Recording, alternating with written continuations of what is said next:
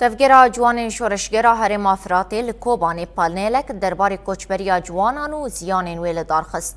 پانیل به درشمال جی کوچبری چاندا شورش بپاریزن جنگ آزادی سر بخنو به بشداری اندام تفگیرا جوان شورشگر و یکی تیاجنین جوان این هرم افراطی لهولا جوینا یا انجمن ریفبرا کوبان هاتل دارخستن.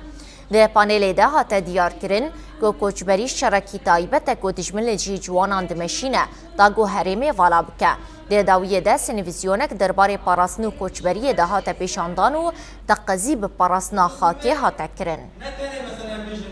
اوج دیار دکه که آرمان جوان والا کرنا والاته. یعنی شخص او زنان دم که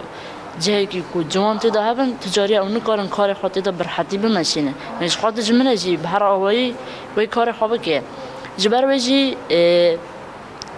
وان جوان آرمان شرطنه بهر آوایی.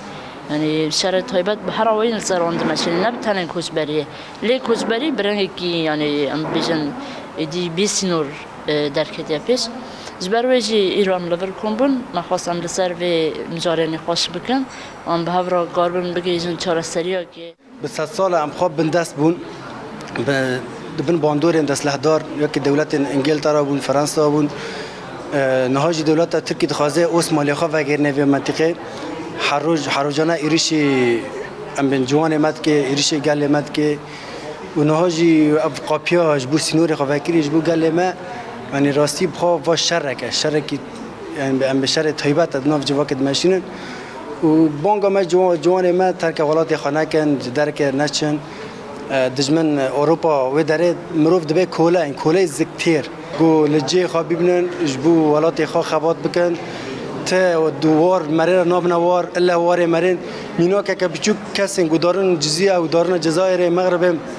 دمی گو دمرد تر میوان تک رفتگر نوی داره ما داره و داره تجهتنه گو وان عرضی کن نه تو خلاص میگی